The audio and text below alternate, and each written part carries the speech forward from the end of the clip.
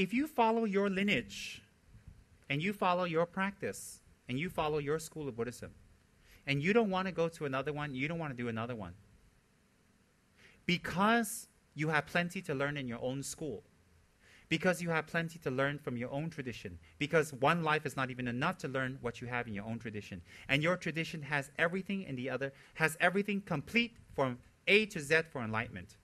Why would you need another tradition? And not going to another tradition out of that motivation is not sectarianism. To put another tradition down, to think they're inferior, to think that yours is better and theirs is not complete, is sectarianism. And to think they're not complete and to think that they're not good and they're not as efficient as yours without any valid basis is pure sectarianism. And then if we were to judge another school of Buddhism or another sect of Buddhism to say they're not as good as your own, then that means in their school of Buddhism they should have no enlightened lamas or no high-level lamas or high-level teachers or high-level practitioners at all. That means in their school it's just a big empty building with a few bums hanging out inside looking for free food. Cannot be. Every lineage and every school of Buddhism in every country, everywhere, has elite, erudite, great practice masters. That proves to us that if we practice each school individually correctly, we will get the results. The techniques may differ a little bit due to time and place and geography and culture forming the different schools of Buddhism. But that doesn't mean that they are not complete paths in themselves. So therefore, to have bias toward another lineage, another school, another form, based on prejudice, based on ego, based on self-centeredness, based on insecurity, meaning, oh, if someone is not practicing what I'm practicing, then it might not be good. Based on fear, based on ignorance, that is pure sectarianism. And if we were based it on logic, sectarian thoughts cannot arise at all. At all. So therefore, from a real practitioner of Buddhism who wishes to become a fully enlightened Buddha for the benefit of all others, you will never see, feel, hear, or sense one bit of sectarianism. Not one bit. That is from a real Dharma practitioner. Why? Why would they speak about something that's never in their mind? Why would they dwell or express things that are not true? Buddhist practitioners don't lie. Real Buddhist practitioners do not lie or have bias unbased. Definitely not. We can't even be biased toward other religions as spoken by the perfect Buddha, as taught by the perfect Dalai Lama. We can't even have bias toward other religions. How can we have bias toward our own different sects? How can we have bias toward our own religion and the different schools of Buddhism in our religion? How can we? Definitely we cannot. Prejudice and bias toward another sect or another form of Buddhism is very dangerous because it says in the Lamrim how dangerous it is to kill an animal, how bad the karma is to kill a person, how bad the karma is to kill a monk. The Lamrim didn't say that, I'm giving you examples. How bad is that? And we can't kill a Buddha because the Buddha doesn't have the karma to be killed. But if we can kill a Buddha, imagine the incredible amount of negative karma that arises from killing a Buddha. Well, it says that if we spread sectarian views and it's understood and the other person accepts and we rejoice, the 4 actions are complete, then that demerit of spreading sectarian views is equivalent to killing 1,000 Buddhas. The demerit. That's what His Holiness Pabongka said in the Lamrim Chemo. So if we dare spread sectarian views, or if other people dare spread sectarian views, we should have great compassion for them, not listen, and just cut it off. Why? It is equivalent to killing 1,000 Buddhas. And we're trying to gain merit. So all the prostrations we did, all the offerings we did, all the meditations we did, go down the drain. Why? The amount of practice we did can maybe fill up, in a symbolic way, 1 bathtub, maybe 1 lake. But if we would put that lake or that bathtub in the ocean, it becomes nothing. What? Imagine the karma of killing 1,000 Buddhas is like the ocean, and then we take our little bathtub of merits and put it in the ocean and say, oh, what happened? Doesn't happen, does it? Cannot. But sticking to your practice, as His Holiness says in Ganden Monastery and gave teachings a few years ago, sticking to your practice, sticking to your lineage, that is definitely. He doesn't encourage people to interlineage, intersect studies. He doesn't do that. Why? Everybody has their unique practice and unique methods.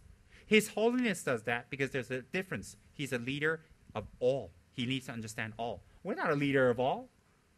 We'll be lucky if we can lead ourselves. The end.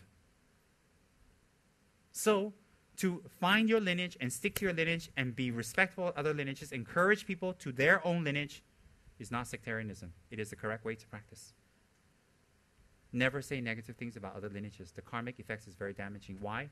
That is to say and presuppose that no attainments will be gained from their practice, and that in their lineage they have no attained people. Impossible. Does that make sense? Yes, that's very true. So we need to remember that. And when we hear other people putting down lineages, blah, blah, blah, oh, Gelugpa's like that, or Sakya's like that, or Nyingma's like, we immediately cut it off. Don't even entertain or listen. Say, no, no, no. Definitely cannot. Centers who operate on their own, centers who operate on basis of belonging to a larger institution, centers who operate on their own have benefits and disbenefits, as well as centers who operate under big institutions. Centers who operate on their own have the freedom to do practice as they like. Grab from here, grab from there, hodgepodge, buffet, as they like. It can be right, it can be wrong, it can be great. They're not stifled by an older, bigger tradition that maybe they find outdated. So they have that benefit. But generally, centers are founded by an inspiration of a Lama, an inspiration of a Dharma teacher. So usually they'll follow the traditions and practices of that Dharma teacher, usually. Centers who are under big, centers who are, which is all right, even they're not under a big institution, don't get me wrong. Centers who are under the flagship or the blessings or under the direction or under the inspiration of a big institution such as ours related to Ganden, there are rules and regulations we may follow or apply that may not always be applicable for lay people because it's more applicable to monks and sangha. So that's a little difficult. And also it's more stricter. And also sometimes it can be a little overwhelming and daunting because in such a great institution you have so much rich traditions that benefits so much in the past but may not be applicable now.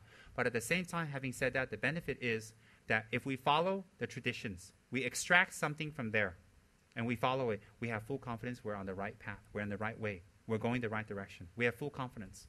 We have no fear about that. Because we have plenty of proof from our mother monastery, we have plenty of proof from the practitioners of our mother monastery, and we have full confidence. So even if we're doing certain practices, even if it takes more longer or we don't have results, we don't have any fear. Because why? We're basing it on something that's been proven through time again and again that it is correct. So if we follow a traditional monastery, we're under the flagship of one, that's very beneficial. It also has its disbenefits, but I feel the benefits are more. If we follow a center that is not under any traditional monasteries, there are benefits, there are disbenefits also. The bottom line is there's no this or that or worse or better or nothing like that. Follow your center. Be loyal to your lineage. Be loyal to your Lama. Be loyal to your practice. And therefore you will be loyal to yourself. Very important. Not much difference there. And then our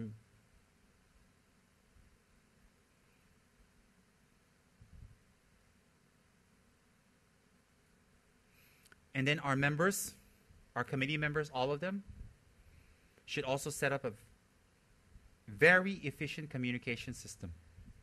Very efficient. By email, by SMS, by word of mouth, by a post board, what's that? Huh? Notice boards, and the other outlets are getting notice boards, and we should do that. The minute we have any special sales at any of at the outlets, we should let everybody know. We should recognize. If there's something extraordinary going on, or some beautiful offering, or there's some news, or someone is getting married, or someone, I hope not, has passed away, or somebody who needs a prayer, our committee should set up a very wonderful communication system where everybody in the center knows. We should get it on the website. We should get it on the notice boards. So we should set up someone who's authorized to do that so that, oh my God, Harry's cat just had 4 babies. Oh. We're very happy, and Harry's cat will be fine without our prayers. Bertha's dog puked today. Thank you very much. We're very happy to know that Bertha's dog puked, and we will pray that Bertha's dog stop puking. Harold wore a wrong sweater. He wore an orange sweater with green pants. So he looks like some weird upside-down tangerine with a stem. We could care less, my dear. So we should set up some intricate. Oh, there's a group going to India. Oh, they made these offerings. Oh, this Lama said this. Hey, we have the new DVDs available. The new book is out. Hey, we got new stocks of statues coming, and let everybody know. We're going to have teachings this week. There's going to be a refuge ceremony next weekend. We'll have a wonderful, clear way of communicating with everybody. That everybody must get together, have a meeting, and set that up. Who's authorized to send what? I'm sure maybe that's Ma Wu. I'm sure maybe doesn't want all the KC, VPC. Say, well, I'm committee, send this to everybody. And then at the end of the month, she has a $14,000 SMS bill. Thank you very much. Can you imagine? We pass it to Joy. Joy passes to Justin. Justin goes back to New Zealand. We'll see him in 5 years. We can't do that. So we have to think what should be sent, who sends it, and how do we do this? Who do we contact? So let's say that Rinpoche's got new news to tell you. Who do I send it to? Who do I tell? That I'll make sure that it's on a website. That we'll make sure it's on the SMS. We'll make sure, or whatever. SMS is more expensive, so we try to find less expensive ways. So we need to meet. Who does that? Who lets everybody know? And then on the notice boards, you need to know who's the outlet managers. You need to know who's the outlet managers. You need to know who's authorized to do what. You guys authorize someone. Think. Communication, SMS, notice boards, information, educating our members, letting them know what's going on, will cut down on, I don't know. I didn't know that. Don't you hate it when one of the committee members who are supposed to know everything say, I didn't know. I didn't know. You go, huh? Then who will know? Okay, we talked to the laundry lady downstairs, just took the laundry. She knows, huh? Come on. So we need to eliminate the I don't knows by making a very concise, precise network of information. Surely the committee can think of that. See, Rinpoche didn't ask for money. Rinpoche didn't ask you to jump up and down Bukit Bintang and tattoo KH on your body and then you jump up and down naked. Please don't. Rinpoche didn't ask you to bring 5 new converts a week so you can enter the kingdom of Vajrayogini. But that didn't ask you to shave your hair, leave your families, and join the Sangha. You'll be shot. Rinpoche didn't ask you to pitch a tent out in front of KH and light candles all night and chant for world peace. Rinpoche asked you to organize ourselves with communication, with taking care of newbies, with the buddy system, with getting out a pamphlet, a book, an informational guide to our center. Those are accomplishments. That's what we can meet every week and get it done. We can all do that. Isn't that very logical? Isn't that very straightforward? Isn't that very practical and achievable? And if we get all that out and it's all running well, everybody in the committee is like, wow, we did something. We feel good. And then it boosts them more and more. Every center should do that. Our center, for now, I don't know about the future, will not be a center that can do huge fundraising to take care of our bills and needs. Not at this time. Our center will operate in this way where we become efficient and we do our work well. And individual sponsors will come and take care of our needs. That's what's going to happen in our center. Remember what I said. That's not to say don't raise funds. We should. Why? When are those sponsors going to come depends on us.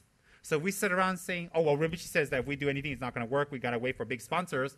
But if you don't sit there and you don't do anything, big sponsors are going to come because you don't have anything to attract those big sponsors. If you want the birds to come and eat in your yard and the squirrels to hang out in your yard, you don't throw the seeds, they ain't going to come. You keep the seeds in the refrigerator, what? The squirrels are psychic. Mwah. Come on. You got to do things. Sponsors will come. They will come in the future. They will help. In the future, perhaps we can do very big things to raise funds. But right now, we can raise funds. Not millions, but we can raise funds. But we need to learn how to achieve that.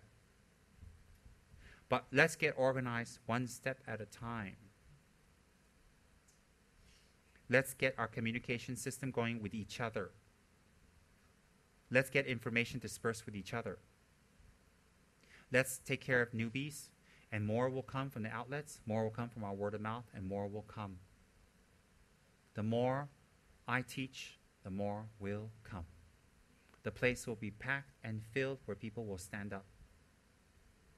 You will see.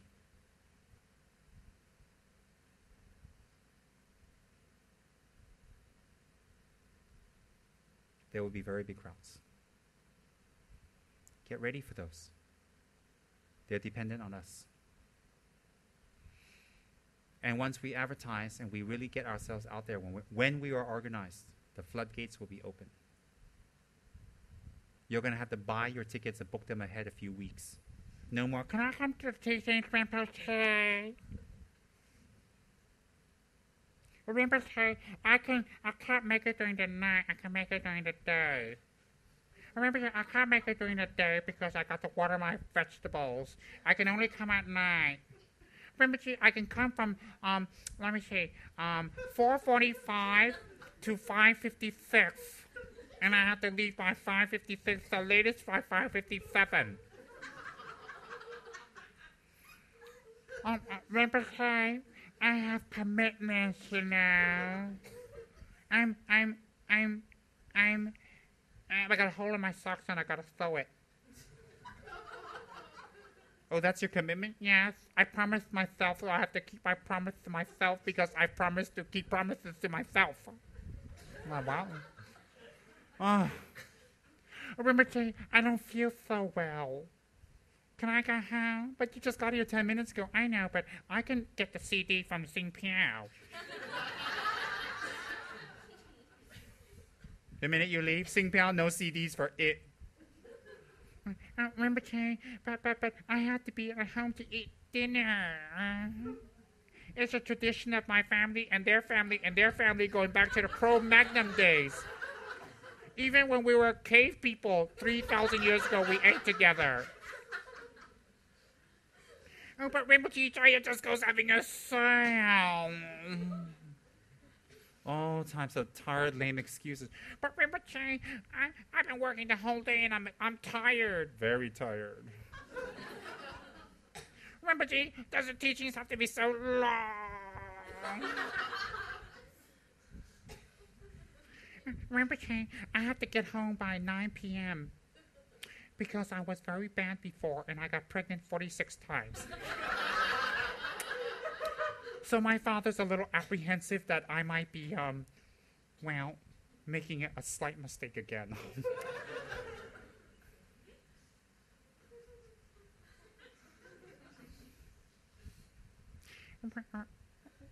Rinpoche, I can't tell you why I can't make it. Can I email you? Oh my God.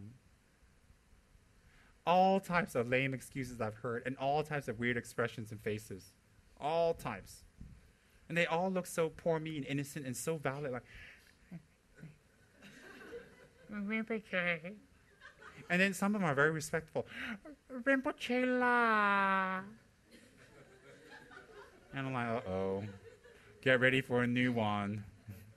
And usually I don't get a new one. I've heard it all. Rinpoche, I have a slight headache. Oh, a headache. Ayo. Rinpoche, I popped 46 pieces of Xanax and I'm slightly sleepy. Oh. Rinpoche, I didn't eat my dinner and I don't have energy. I've heard all types of excuses, let me tell you. Rinpoche, I was a hermit for the last 26 lifetimes, and I like to practice and do things on my own. I'm not really a people person. So can I just can you SMS me everything you taught? Rinpoche, I have a very important business meeting.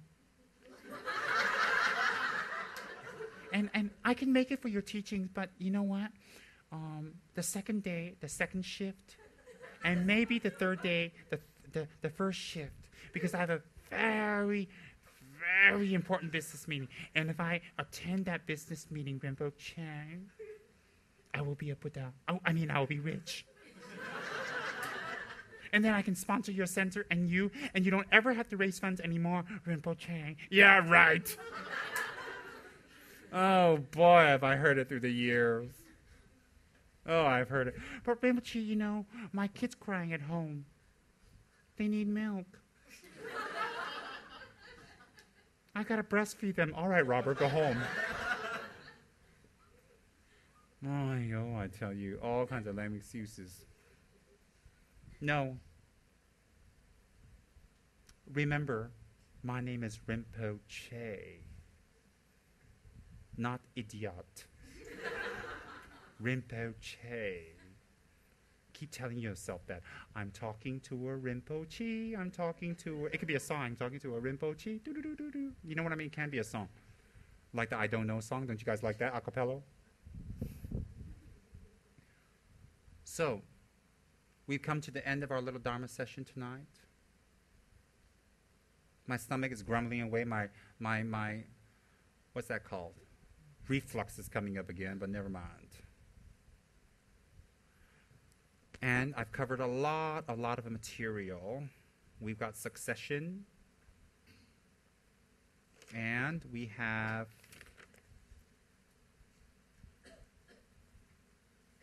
that's it. That's left from that one. Okay. And the next one we're going to talk about is the relations with our Guru. That's pretty easy. I can combine most of these together. They're just my notes. Any questions about anything I've spoken about?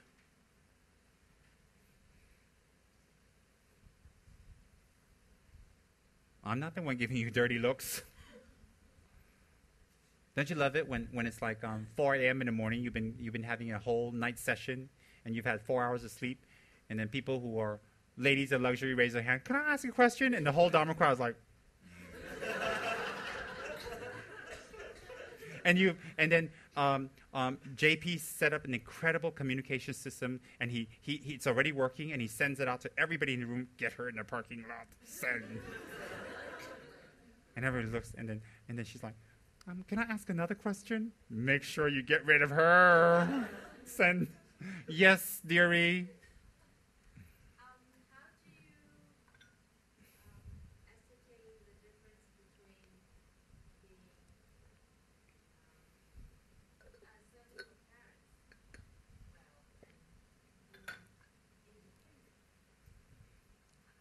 Independent means what?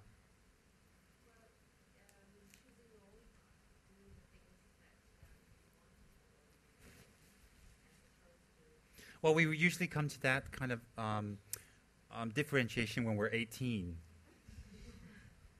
And we went out on our own, and we support ourselves, and we become grown adults, and we do what we want without harming our parents. That's okay, never mind. Let's not be smitchy.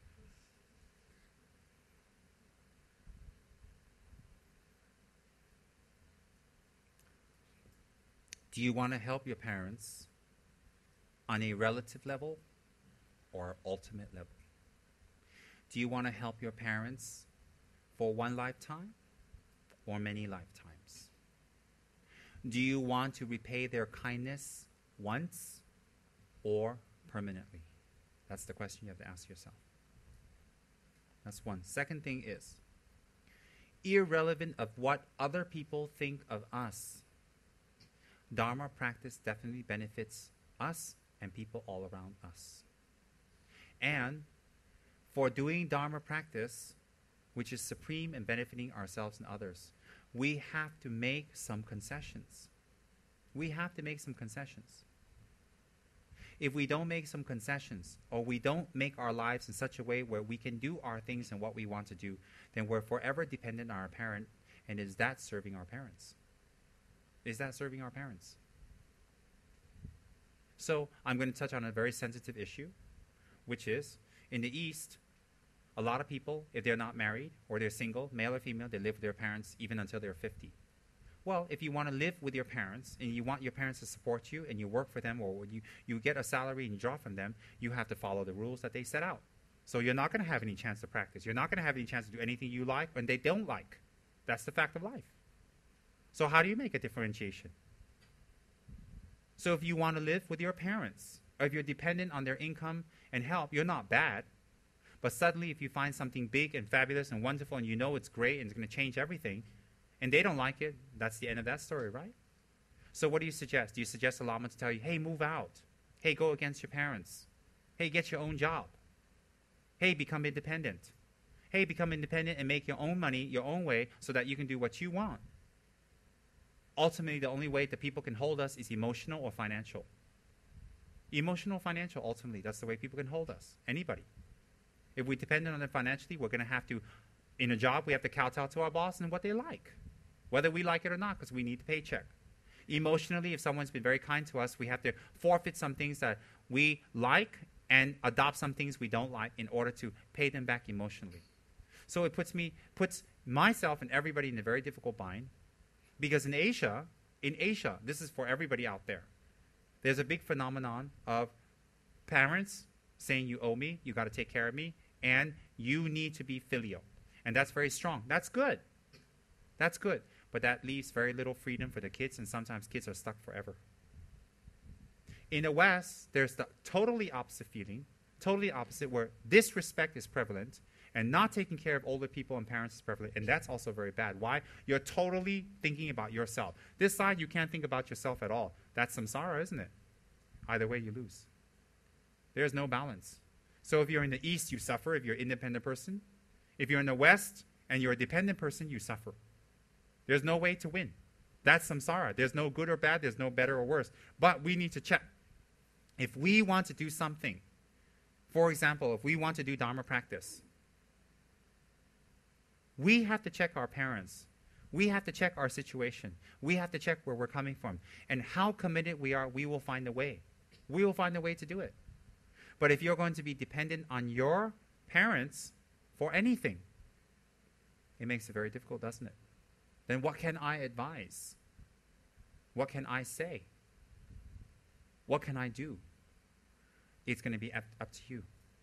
And people here are educated. People here are exposed. People here are very, very exposed. And they know what they need to do. But what they need to do is to take responsibility for themselves and make the first step. Sometimes that sounds harsh and difficult and disrespectful, but I'm not meaning it that way. What I'm meaning is to tell you the truth. But I'm not telling you anything that we don't know or you don't know. You know all of that. So if you wish to go that way, you're going to have these restrictions. And it isn't just about study of Dharma, it's many things. If you're going to go the other way, then sometimes you're going to be worried about salary and payment if you mess up, if you don't do your job. But then you have freedom in another way. You have to, you yourself, choose what you really find important. Is it just the sustenance, just the money, just the easy life, that's what you want for the rest of your life? Or do you want to grow in another way, so you have to sacrifice in another way to get something back? You have to make a concession. You have to choose. To always make an excuse, to always say, to always cover, or always not even cover or make an excuse, to always use that as an excuse to yourself that you can't progress in anything, including spiritual practice, then you're holding yourself back. Why? It's in your hands. If you choose that path, it comes with rules and regulations. If you choose this path, it comes with rules and regulations. When I lived with my parents, everything was taken care of. Everything. Financially. I was physically abused, meaning beaten and all that stuff, and verbally abused, but they were not stingy. I got what I want. I got a lot of toys. I got a lot of clothes that they liked, not what I liked. Food was not a problem. My mother would buy food just for me. And everything, I didn't have to worry about bills. And if I wanted to go to college, they'll pay for everything. They told me that when I was in California. I called them New Jersey. I told them I'm going to go to India to become a monk. They said, don't ever call us again. But if you want to go to college, call us. We'll pay for everything. We'll buy you a car. We'll take care of everything. They weren't rich, but they were okay. So I said, okay, go back to New Jersey, get a car, go to college, get a degree, have a secure life, and then practice Dharma, or do Dharma now. I chose now. So what happened to me in California? I starved to death. I starved to death for 10 years, California and India. I didn't have money. I worked in odd-end jobs. It was very scary. If I messed up in a job, I get fired. I did get fired once. And it was insecure. And I ate liver and beans every single day for months when I first moved out. Why? Beans are very cheap, and liver is very, very cheap in America. You buy big pounds and pounds of liver in these round containers at the supermarket. And it's meat, it's protein. I was starving. I go back to my little crappy apartment in Los Angeles on Sunset Boulevard, and I eat crappy food. And someone gave me a really crappy rundown television that was black and white that I put a hanger on top. It's just like in the movies to make it work, and I have to move the hanger around to make it work every day. I had no furniture. I had a whole bunch of pictures stuck on the wall as my altar, and a $5 Buddha that I found at a thrift store. And I was scared to death, where am I going to pay my bills? And I made $400 or $500 US a month. Even that time is very, very minimal. And then I went to apply for Social Security for help. They said, under 18, you need your parental signature unless you're a runaway. I dare not do that. So when I turned 18, I went for help. They said, now you can work. I couldn't get any financial help from the government at all. I couldn't get any grants, nothing at all. And it was a real big fear not to be able to pay my rental, because where am I going to live? And I lived on the streets. I stayed on the streets. I begged for food. And I don't like it. It was very scary. It was very difficult to sleep on the streets. Very, very difficult. Very difficult. I suffered tremendously. And I wouldn't want to ever sleep on the streets again. But I'd rather sleep on the streets and do Dharma than go home and not do Dharma. That was my commitment. And I stayed away. And I called my parents, and I wrote to them, because my guru told me to. And I sent them small little gifts from time to time. I sent them cards. They rejected it. They told me not to write to them, not to contact our relatives. I'm ashamed. I'm an embarrassment. That I made my bed and I slept in it. If I don't have money, too bad. That I did that to myself. Too bad. That's what they wrote to me in a letter. Don't ask us for money. I asked them for $50 US a month to support me in the monastery. My father said, you embarrass us, you're a shame. You ruined your life. Don't ask us for money, and don't embarrass us by asking any of our relatives. That was his last letter to me, and then he died. You don't know the pain. You don't know the pain I experienced. $50 US a month? You want to send me to college, buy me a car, and you can't give me that? I'm your son. I am your son. I'm starving. I'm in India. Are you that extreme and harsh? I said, never mind. I am not going back. Why? I'm going to seek attainments. I'm going to be attained. That's what I thought at that time. Whatever you want to think of that, maybe it's childish or maybe it's fantasies, that's what I thought at the time. That's the truth. I'm going to be attained. I'm not going to go for comforts. And I thought, where's that going to lead me? Where's that going to lead me? I know after I'm educated, they're going to force me to get married. They're going to force me to have 20 sons. They're going to force me to do all those things that I don't want to do. Why don't I want to do that? Because I saw the uselessness behind it many years ago. I know what they're going to do. So if I'm going to put myself in that, I have to be stuck with it. So when she asks me this question, it's very, very applicable. And I'm not saying any of this to give her an indirect hint or to put her down or to suggest anything to her. No, I'm not. I'm telling you that if we put ourselves in that situation, that's what happens. We have to make do. We have to find a way. And I think we can find a way if we want to balance both sides. Leave your parents, disrespect them? No. No. No. I left my parents, but I didn't disrespect them. I was burning with passion to do Dharma, to meditate, to retreat, to find my Guru, burning with passion daily. And I went all the way through with it. If you can go all the way through with it, then you do so. But if you can't, don't go on this romantic spiritual journey that you're going to turn around and then look for a safe haven again and free food and money from your parents. Don't. Not everybody can do what I did. I suffered tremendously. I'm not going to romanticize it at all. I suffered tremendously in the United States. I suffered tremendously in the beginning years of Ganden. I suffered tremendously when I first came to this country in 92. Suffered tremendously. From poverty, lack of food, malnutrition, literally malnutrition. I suffered tremendously. I will not change any of that. Why am I not going to change any of that? Because I have my convictions. I made a promise to Song Rinpoche. And that's all. I don't debate anymore. I don't think anymore. My Lama is Hiruka. My Lama gave me a choice, and I picked it. And I took refuge with my Lama. And if I have to starve and die to keep my promise to my Lama, I will. Simple as that. Because my spiritual conviction is stronger than my need for food and money and comfort. My spiritual conviction to achieve something with my mind, with this opportunity, is much stronger than my need for food and a house. It's much stronger, even now. I will never give up my spiritual convictions, never. I've had this my whole life, and I've lived it my whole life. And it's been a lot of ups and downs, but Dharma has never disappointed me. Because there's nothing to disappoint, it's my attitude. So for people who are living with their parents, yes, they're very kind to you, they're very good to you, but you have your restrictions, but that's your choice.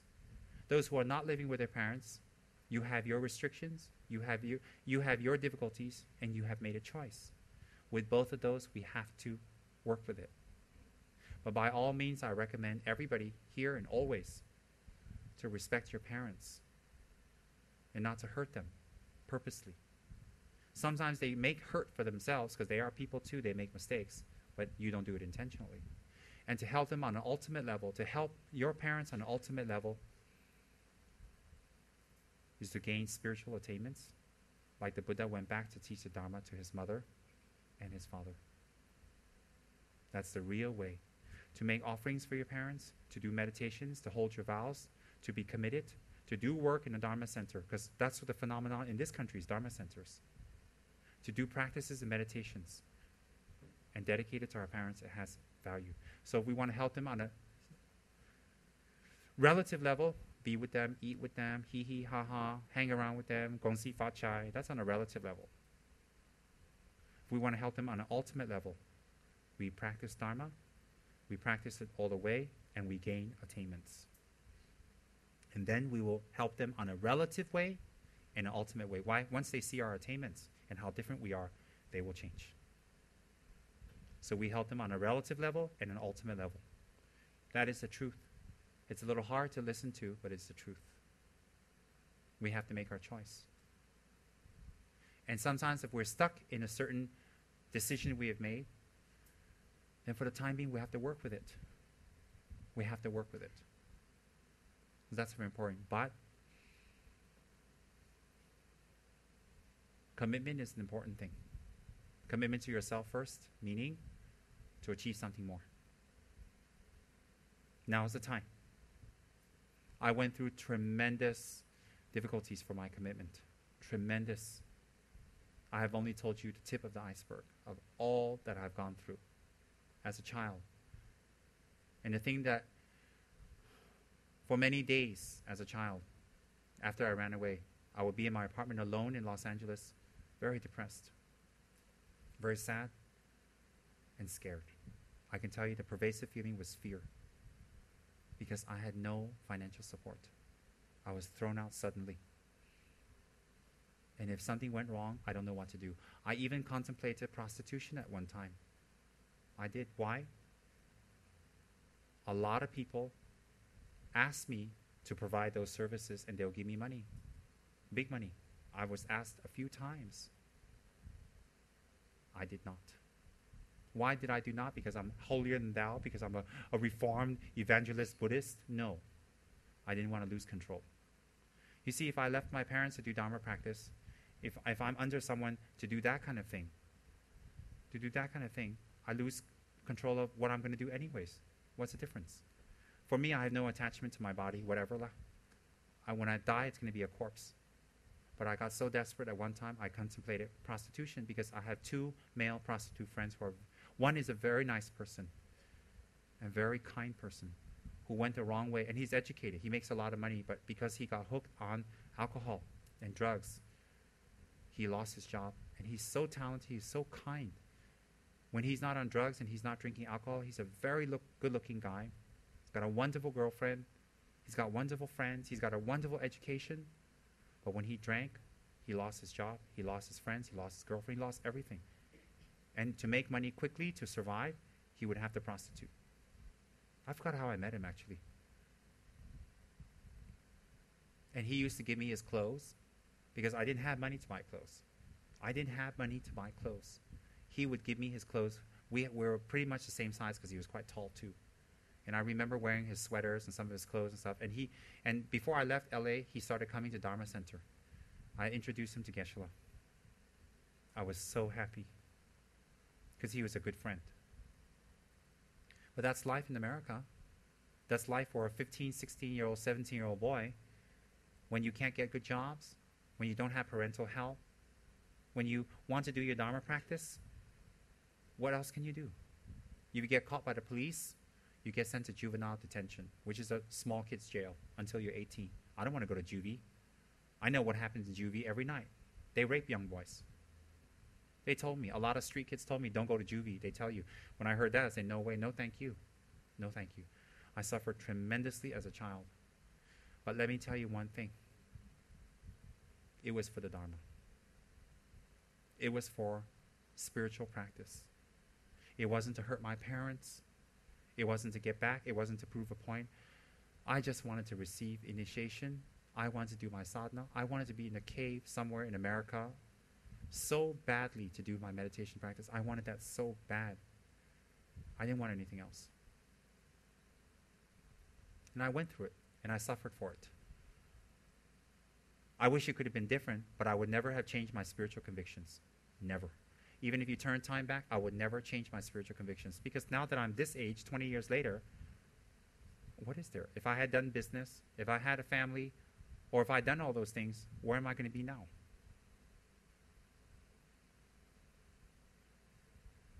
Even more lost than I am now. No way. Maybe I would have done things differently.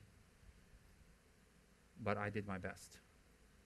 I tried to contact my parents. They ignored me. Now both my step-parents have passed away.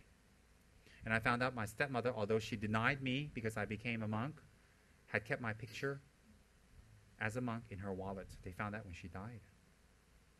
When she died, I was in Japan. I had pujas done for her.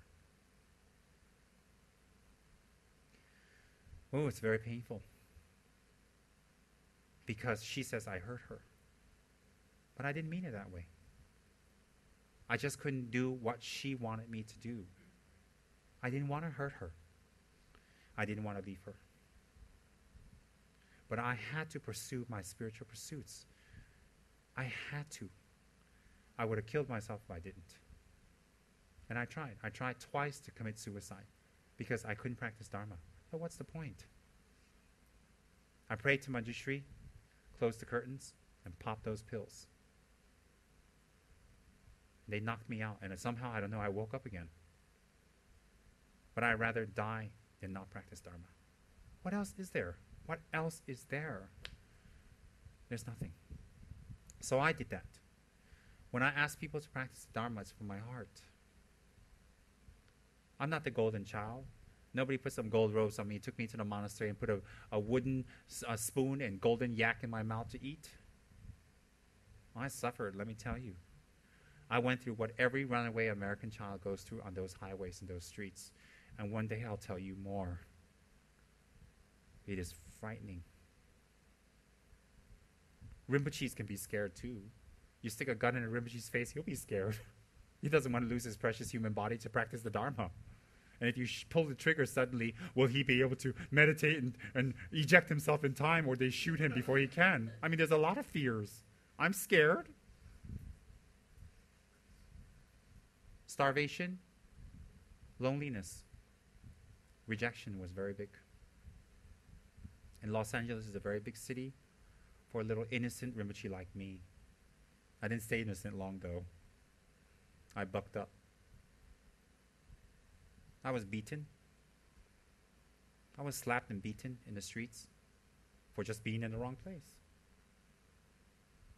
I had guns put in my face just for being in the wrong place. What can they rob from me? I don't have anything.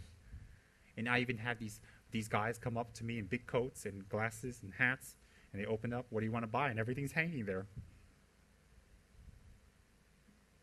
I had countless offers to prostitute myself, countless offers. Countless offers for doing pornography, countless offers. I'm telling you, I just stand there. I don't look for it. I stand there and mind my own business, and just on the bus stop, these big shiny cars stop by and say, hey, you want to do a movie? Sure. And then we get in the car and we find out it's that type of movie. I don't look for it. It finds me. I mean, this is Los Angeles, right?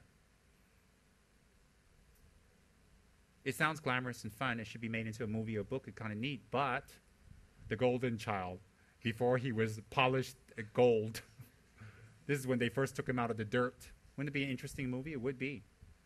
Because you never heard of a Rinpoche go through any of this. And some people ask me, if you're a Rinpoche, why'd you go through that? I questioned that for myself for years. Now I know why. Now I know why. Just like the Dalai Lama being born into a humble family, I need to go through all of that. Because if I am a Rinpoche, I'll come out of it all right, won't I? Without harming anyone. And I don't remember harming anyone in those 20 years. I don't remember. At least purposely. So I chased after my dreams. I chased after what I believed in, and I followed my commitments. It wasn't always easy, but I did it. Tremendous, tremendous hardship. Even what I went through in India, tremendous. Visas, passports, money, sponsorship, traveling, sickness, dysentery, you name it. I went through it all. When the rains come, I just sit there and watch my room leak and leak and leak and leak and leak. Nobody helps me. No sponsors, nothing. Getting food was a big ordeal. Very big ordeal. For months, I ate only asham. Flour, Flour, made from corn, from maize. And I mixed that with some Indian sweet tea that I bought from the local canteen, and mix that and make it into little balls and eat that. That's what I ate. Breakfast, lunch, and dinner for months when I first arrived in Gandhin. Many monks are like that. Many monks are like that now. Many monks. And to convince people to sponsor to help is very difficult. Very, very difficult. You're nobody. You're nothing. You have nothing to offer. Why would they want to help you? Very difficult. I'm not complaining. I'm not trying to have you hero worship me. I'm telling you, nothing is easy, but go through with it. Because if you don't go through with it, it's even harder. It's even harder. I would never choose another path. Never. Any questions? Shirley's like, one for me, thank you very much. Wow, one teeny little question, I get 45-minute explanation. Poor him story, jeez. All right, I'll find my own way. Thank you very much, Smuru. That's it, right? Look, sister, I finished at 1:15. You know who raised their little dainty fingers? I got a question. So when I get out here, you don't have to give me any dirty looks. Robert, sit on her. She'll be like, let me out, let me out, let me out. After Robert gets out, then Koki, sit on her. Ow, ow, ow, ow, ow. She'll go home slim and slender. That's it, right? I'll see all of you for the final talk tomorrow from 2 to 6. But I kind of have to work. Not my problem. And then from 8 to 1. And then we're finished. And then we send Batman and Robin over there to Canada. And they can get those transcripts taken out. And Crystal can go back to her. And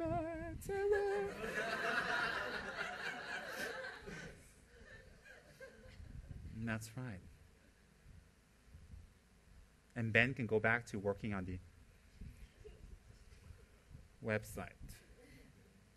Should I go to the Dharma teaching or should I work on a website?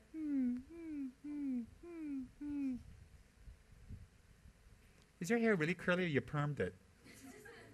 It's natural like that. You must be part Tibetan. Tibetans are like that. My hair is like that. Don't you hate it? Don't you wish it was straight? Yeah, me too. You look like alfalfa. Oh, never mind. Oh no, on second hand, I'm happy with my hair.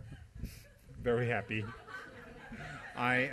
You should too. I am very happy with my curly hair. I like my natural curls very much. Actually, you don't look like alfalfa.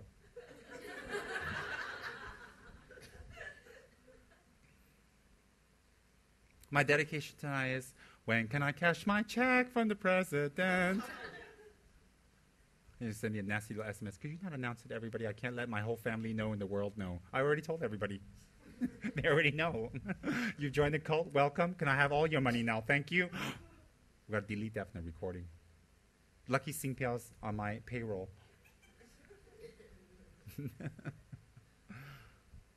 Are you happy, silly Millie? You don't look very happy. Your hair looks great. I love black hair. Mm-hmm. Tashi, how's the dog? Wow. Any more news about your dog? Rajaswari's a sannyasi. She's a female mendicant with her white robe. You look cool. When I talk about Rajaswari and make fun of her, somebody behind her is very happy.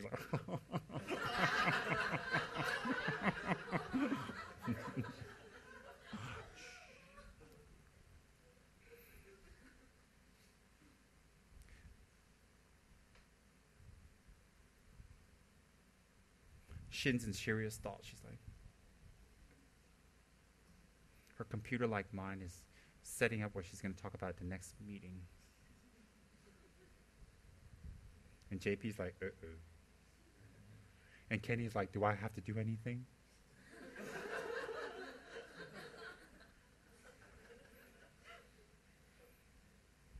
And Joy's like, why hasn't anybody said anything about my hair?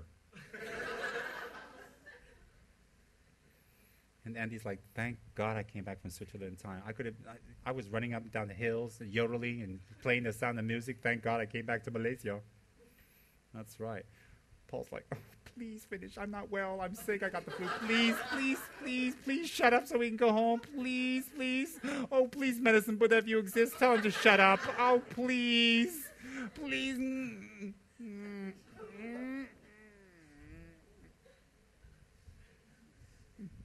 Poor Paul.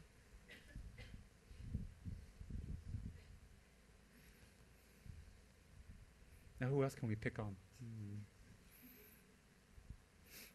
God, after all those jokes about Joe, you think he would have changed his shirt. He's really pushing it, making that statement, I tell you. He didn't kick those closet doors open. He had those doors removed. They can never close again.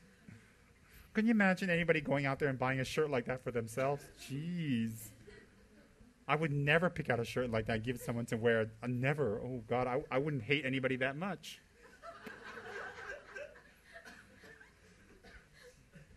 That's right.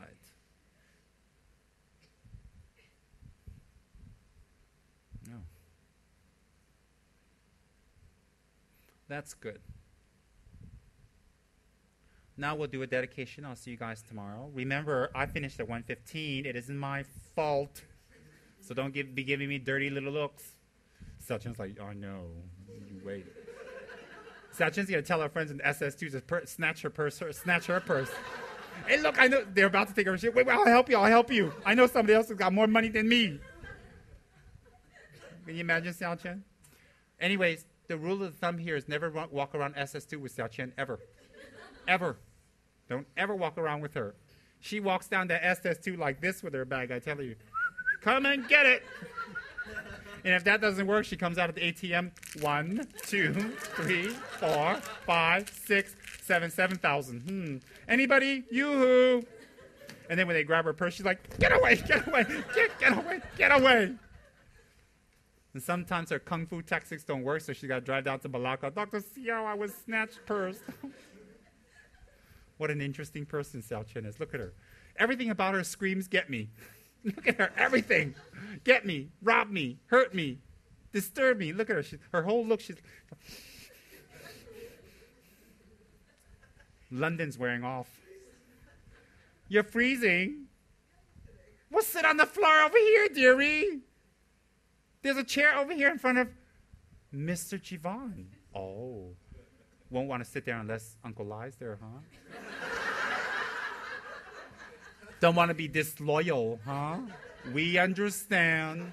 She's a loyal type of friend. You always sit next to only Uncle Lai's there. You're using him as a cover. Just to make it look like you're among friends. But actually, under the Dharma Puja table, you're like...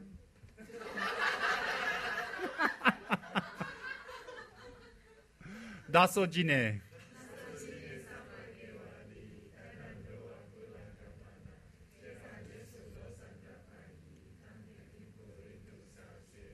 Janju.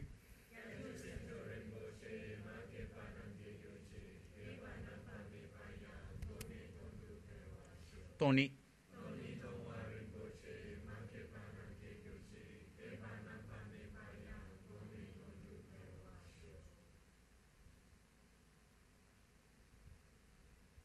Kiawan.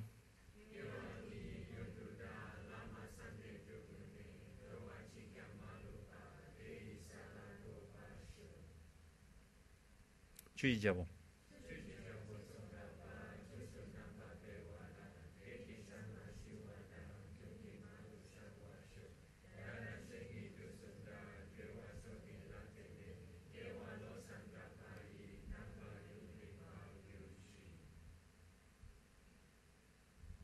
Con đi rồi.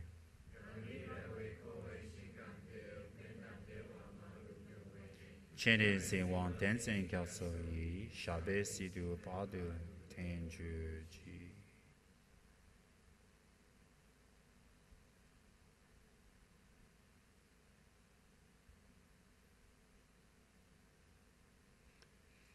Well, that was wonderful. Thank you. Thank you. And this is beautiful. There's a good idea behind you put the mantra Miktema, right? Mingme tsebe tejin chenen si dreame kembe ombo champe yang duvo ma yu jongze sanwei da ganjin kebe juchin zongga ba losang trabe shala so on that Mingme tsebe tejin, very nice. It's a Miktema mantra in Tibetan script. And whose shirt is that? Kensu Kunju Teddy Rim, she's holy shirt. Wow. Isn't that nice? Very good job. Nice. All right.